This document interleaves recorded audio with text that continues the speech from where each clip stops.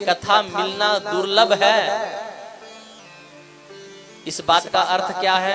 इस बात का अर्थ है कि भागवत जो अर्थ प्रकट कर रही है ना, वो अर्थ आपके हृदय में बिना गुरु और बिना परमात्मा की कृपा के बैठेगा नहीं, भले ही यहाँ पर आके आप बैठ जाओ। जब वो भागवत जी का जो अर्थ है, या सरल भाषा में कहूं कि भागवत जी हैं भगवान का स्वरूप, और भगवान जब तक आपके हृदय में नहीं बैठ जाएंगे, नहीं आपको अनुभूति हो जाएगी, तब तक याद रखना भागवत आपके भीतर गई नहीं है। कानों से केवल सुनी है, केवल कानों से सुनी है आपने। भागवत जिस समय आपको ठाकुर जी की अनुभूति, अपने प्रभु जी की अनुभूति आपके हृदय में अनुभव होने लग जाए, उस क्षण सोचना भागवत जी उतरी है। और जब तक ऐसी स्थिति न आ जावे तब तक सुनते रहना, चाहे 1000 बार सुननी पड़े, सुनते रहो। ये अनुभूति होनी चाहिए। मैं आपसे एक प्रश्न करता हूं, ध्यान से सुनिएगा मेरे प्रश्न को और आप उत्तर दीजिएगा। अच्छा ये बताइए, आप लोगों के किन किन के घर में लड्डू गोपाल जी? हाथ खड़े करो। लगभग सबके है ना, गोपाल जी की सब पूजा करते हैं। या गोपाल जी नहीं होंगे तो जो आपके घर में पूजन होता होगा, महादेव का, राम जी का, है ना।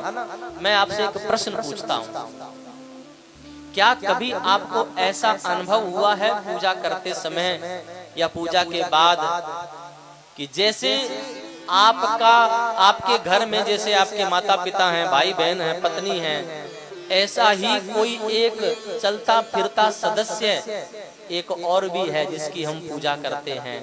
क्या ऐसा चलता फिरता परमात्मा, वो जो गोपाल है, क्या आपको कभी अनुभूति होती है? क्या कभी आपको ऐसा लगा मन में कि ठाकुर जी को जल की आवश्यकता है? आपको चिनोरी का रोज प्रसाद दूं, खाओगे? ईमानदारी से बोले खाओगे? मैं मुट्ठी भर भर के रोज आपको चिनोरी दे दूं कि लो यही प्रसाद रोज खाना है, खाओगे? अरे हंसो मत भाई, जवाब दीजिए, खाओगे? क्यों नहीं खाओगे? तो क्या भगवान को अच्छी लगती है? अगर ठाकुर जी की सेवा इस तरह से करते हो तो ये बंद कर दीजिए। आपको पता है मैया यशोदा ठाकुर जी को, लाला को दिन में कितनी बार खिलाती थी पता है? 8 बार खिलाती थी। कितनी बार? जोर से बोलो। 8 बार खिलाती थी मैया। आप लोग कितनी बार खिलाते हो? बोले महाराज हम तो सुबह एक बार भोग लगा दिया, शाम तक राधे राधे, दिन में पूछते भी नहीं है। अरे हम कहते हैं 8 बार नहीं, लेकिन कम से कम जितनी बार आप स्वयं खाते हो उतनी बार तो भोग लगाओ। हमने हमारे गुरुदेव को देखा, हम साथ में रहते थे, तो हमारे गुरुदेव नर्मदेश्वर भगवान साथ में रखते थे। तो जब भी हम कुछ भी गुरुदेव के लिए आता था और हम प्लेट में सजा करके ले जाते थे, तो गुरुदेव पहला प्रश्न यही करते थे, भगवान को भोग लगाया? हमने कहा नहीं। बोले क्यों नहीं लगाया? अच्छा हम कभी कभी कह देते थे, बालक बुद्धि। हमने कहा गुरुदेव अभी 2 घंटे तो पहले भोग लगाया था। बोले 2 घंटे पहले तुमने भी तो खाया था, तुम काहे खा रहे हो? जब तुम्हें आवश्यकता है, तुम्हें भूख का अनुभव हो सकता है, क्या तो भगवान को नहीं होगा? हर चीज का भोग लगाते थे। इसलिए ध्यान रखिए, इस बात को पकड़ के जाइएगा। ये नियम बनाइए आपके घर में, अगर ठाकुर जी हैं, आपके घर में जो भी बनता है सबसे पहले ठाकुर जी को भोग लगाओ। उनका सर्दी गर्मी का ध्यान रखो, उनके जल है दिन में कम से कम 3-4 बार उनका जल बदलना चाहिए।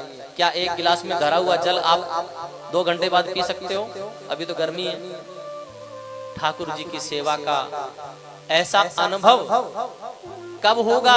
जब आप वास्तव में ये अनुभव करेंगे कि ये ठाकुर जी कोई केवल मूर्ति नहीं है, ये भी हमारे घर के एक सदस्य हैं, हमारे सब कुछ हैं, तब आपको अनुभूति होगी। ये अनुभूति जब तक नहीं होगी, ध्यान रखना, तब तक सेवा की सिद्धि नहीं है। ऐसे ही जब तक भागवत जी में जो कहा है वो बोध आपके हृदय में प्रकट नहीं हो जाएगा, तब तक आप 1000 बार पंडाल में आके बैठ जाओ, कथा नहीं उतरेगी आपके जीवन में। यही दुर्लभता है कथा की। इसलिए कहा जन्मांतरे भवेत पुण्यम, इसलिए शब्द लिखा जन्म जन्म के पुण्य के बाद भागवत मिलती है, इसलिए कहा। व्यवस्था का नाम भागवत नहीं है। और ये कब मिलेगी आपको? तो इसका भैया एक ही सूत्र है। मैं हमेशा एक बात कहा करता हूं कि कभी भी शास्त्र को, उपदेश को बिना गुरु के सानिध्य के कभी भी श्रवण कभी नहीं करना। हमेशा प्रार्थना करिए ठाकुर जी से कि हे प्रभु जी ऐसी कोई कृपा करो, ऐसा कोई संयोग बनाइए कि हमारे जीवन में कोई ऐसा संत, कोई ऐसा महापुरुष आवे जो हमें आपके साथ में हमेशा हमेशा के लिए जोड़ दे।